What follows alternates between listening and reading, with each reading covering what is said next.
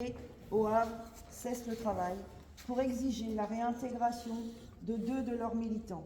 Et nouveauté, ils restent la nuit dans l'usine. La première occupation d'usine dans notre pays vient d'avoir lieu. Les grévistes obtiennent rapidement satisfaction. La réintégration de Friboulet et Vachon, 2 militants, est acquise. Les 2 journées de grève sont payées. Vous pourrez retrouver dans l'ouvrage de 1936. Ils ont osé, ils ont gagné, publié, tout cela par l'IHS-CGT 76, le récit et la fin de ce conflit. Il le termine par ces mots, Albert Perrault: comment ne pas saluer cette folle et formidable audace des travailleurs de Breguet qui ont osé faire cette première occupation d'usine, transgressant ainsi la sacro-sainte propriété capitaliste, qui ont osé s'emparer de leurs lieux et outils de travail, qui plus est, ont osé prendre en otage cet hydravion, fierté et fleuron du patron, pour en faire un levier d'action. Dans la brèche ouverte par les ouvriers de Breguet va s'engouffrer une véritable lame de fond, une déferlante qui va envahir toute la France. De la victoire électorale du Front populaire à la constitution du nouveau gouvernement s'écoule un mois, ponctué quotidiennement d'intenses luttes sociales. Plusieurs grèves sur le tas remportent facilement la victoire. Fin mai, c'est par dizaines de milliers que se comptent les grévistes. Et le mouvement grandit. Tous œuvrent pour l'augmentation des salaires, pour l'amélioration de leurs conditions de travail ou pour la signature de contrats collectifs. Dans la région havraise, après Breguet, ceux de la CFR entrent à leur tour dans la lutte. Le 23 mai 36, 2 ouvriers sont licenciés. Après consultation des salariés à la Bourse du Travail, le syndicat décide d'occuper la raffinerie et de présenter ses revendications.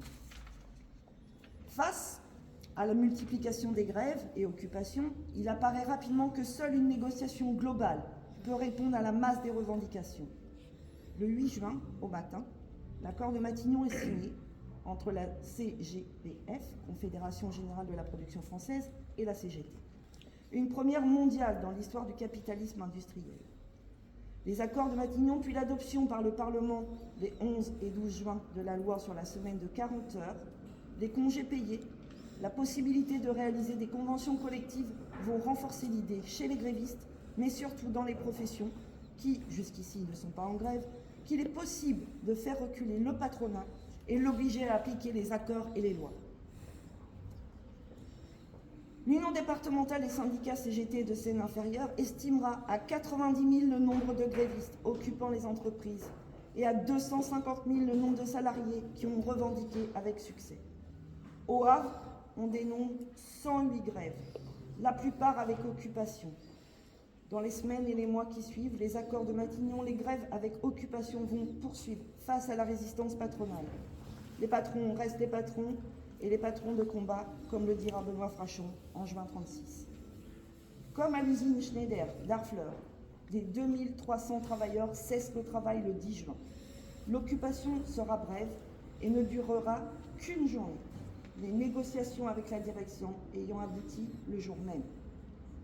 Les chantiers de la Compagnie Générale Transatlantique, où 1200 ouvriers occupent les ateliers le 10 juin. Après l'obtention de leurs revendications, le travail est repris le 13 juin. Il faut aussi citer ceux du bâtiment, des terrasses. Ils sont près de 4000 à se mettre en grève le 17 juin. Ils occupent les chantiers de la ville et du port.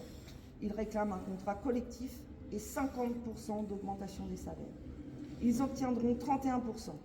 Et le contrat collectif sera signé en septembre. Cependant, le syndicat doit intervenir en permanence pour le faire appliquer sur tous les chantiers. Les industries chimiques et textiles, les transports, les services publics, les magasins, les commerces, les employés de bureau participent eux aussi à ce vaste mouvement. Rapidement, le patronat remet en cause ce qui a été obtenu. Il convient donc de remettre en permanence l'ouvrage sur l'établi. Les dockers, par exemple, ont obtenu le 12 juin une augmentation de 12% sur la base des 40 francs 50 par jour. Cependant, 500 charbonniers ont dû recourir à la grève le 12 juin pour obtenir une augmentation de salaire. Cela est fini le 20 juin. En août, le mécontentement des dockers grandit, car les congés payés ne leur ont toujours pas été accordés. Un certain ralentissement du travail se produit sur le port. L'intervention du député maire du Havre permet de trancher le différend entre employeurs et dockers. Ce qui est Ceux qui ont travaillé, oui, j'oublie un mot. Ceux qui ont travaillé 180 jours dans l'année auront droit à 12 jours de congés payés et ceux qui ont travaillé 90 jours à 6 jours de congés payés. En septembre, les conflits refont surface. Les marins du Havre, par exemple, se mettent en grève principalement pour réclamer des hausses de salaire. Chez les dockers, il faudra 45 jours de longues et âpres discussions pour obtenir la signature en septembre 1937 de la convention collective. On comptera sur l'ensemble du territoire national 12 000 grèves, dont 9 000 avec occupation d'usines et de magasins. C'est bien du monde ouvrier que surgit la dynamique déterminante. Faut-il le rappeler ? Le programme du Front populaire ne prévoit aucune des conquêtes sociales majeures de 1936 et pour cause, l'union avec les radicaux douteux, selon l'expression de Léo Blum, est à ce prix. L'unité est fragile et chacun le sait. C'est dans cette fragilité qu'il faut rechercher les raisons des causes oubliées du Front populaire. La retraite, le sort des peuples colonisés, le droit de vote des femmes, même si elles gagnent une forme de citoyenneté sociale au travers des élections dans les entreprises. La mémoire du Front populaire est en France une des mémoires les plus vivaces.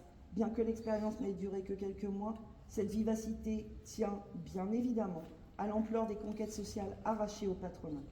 15 jours de congés payés, la semaine de 40 heures, l'augmentation des salaires, les conventions collectives, les délégués ouvriers. Elle tient aussi au péril auquel le Front populaire fait face et à la forme que prend la riposte politique et sociale. 1936 est un tel marqueur de notre histoire que sa mémoire est régulièrement convoquée.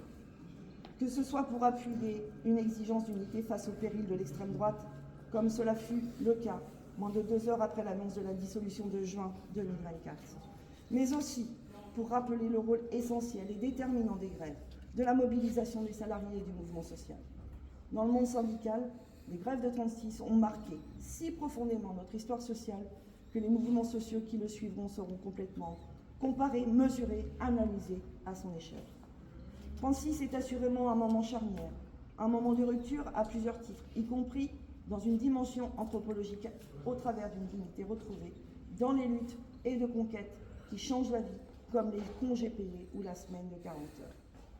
Dans un article paru récemment, l'historienne Ludivine Ventini écrit, faisant ainsi écho à la joie intense décrite par Simone Veil, ce moment semble suspendu, comme si le temps lui-même avait été conquis, arraché au travail éreintant.